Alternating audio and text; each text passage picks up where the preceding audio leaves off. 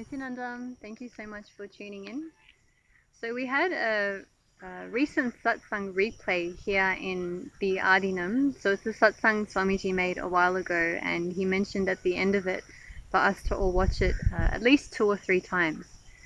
So this satsang, I'll share a link for you guys all to please try and watch, because it's a beautiful satsang where Swamiji talks about the imperishable core that we all have within us, which is beyond time and space, which is unaffected by any mood swings or highs and lows, any action or inaction.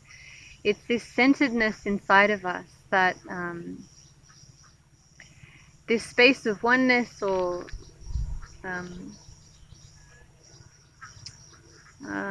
rather than saying oneness, it's just this presence which is always there, this restful awareness which is witnessing everything that's happening. So this beautiful core that we all have inside of us, this imperishable core, and how we can actually experience the sacredness of this and really feel it for what it is by a technique Swamiji gave. Actually, he said for one day to go outside in the rain and allow yourself to catch a cold, and just see what kind of an effect this cold has on the whole body system, nervous system, on like the crankiness that creates in you by having a cold. And then he said, once you've recovered from this, to then go to the next extreme and drink half a liter of coffee in one day, and experience the kind of high this gives you, the kind of actions and reactions and decisions that you're making when you're affected by caffeine, and how it affects the whole nervous system. And then Swamiji shared that once you've experienced these 2 extremes, so the crankiness of a cold and the highs and whatever else of caffeine, to go one day where you have like go back to the normal, or what we consider here as sannyasis and adinavasis, a normal routine where you wake up for your morning yoga, you do your panchakriyas, which is the cleansing of the body, and you have your haritaki, and then feel how much this core, this presence, this awareness inside of you is just shining. And this is something that I wanted to make this video for, actually, was to, when he was saying this, I really realized that, wow, I kind of, I take it for granted how much Swamiji is actually cultivating this space, this imperishable space, which is always there. How much this routine is designed so beautifully to help this, to help us really experience and operate from this space that he's talking about. So going beyond the crankiness and the mood swings, which are so unconscious in, I can say for myself actually, when I was working 9 to 5 and, you know, just dealing with friends and family, there's so many unconscious mood swings, and how much I would be affected by what I was eating, and many of these unconscious thought patterns which were there. How much since coming here and living the life of a sannyasi, I'm able to actually perceive them for what they are rather than being affected by them. So for anyone that really wants to experience this, experience and allow this consciousness in them to really flower and blossom, and take them beyond what would normally take a much longer time to cultivate in the Maya matrix.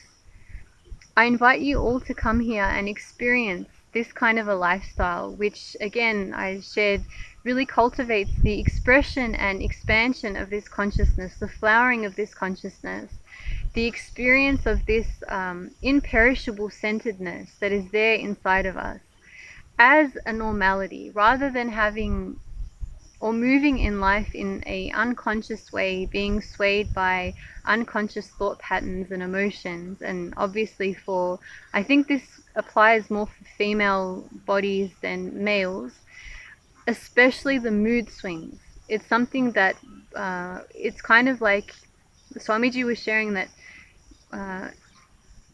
we kind of get not brainwashed, but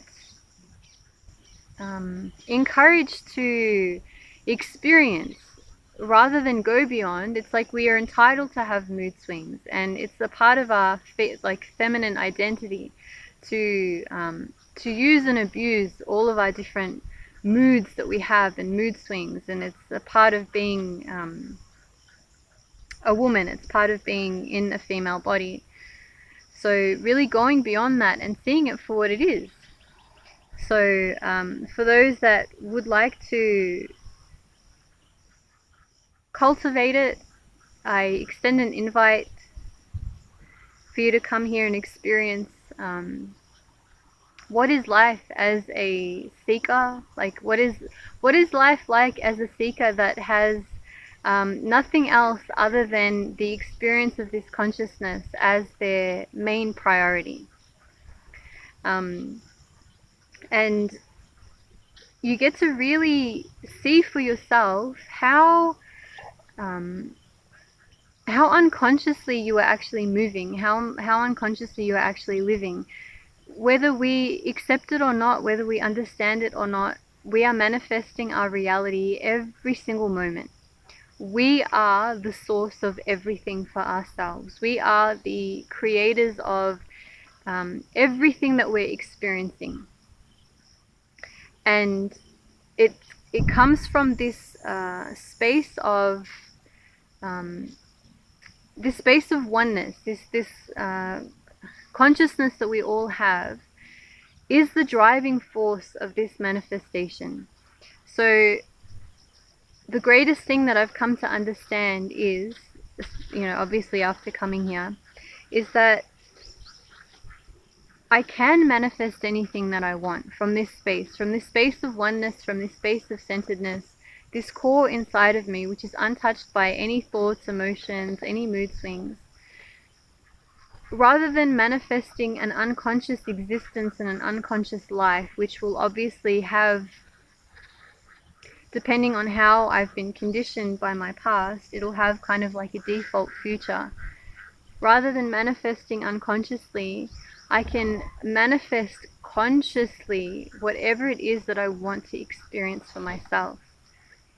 And it's a very powerful learning. I mean, even if you take nothing else from being here other than that,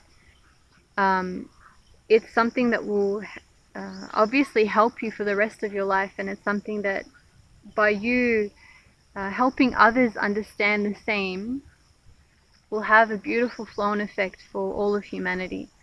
So welcoming all to taste this life of Sannyas, taste this life of manifesting your reality.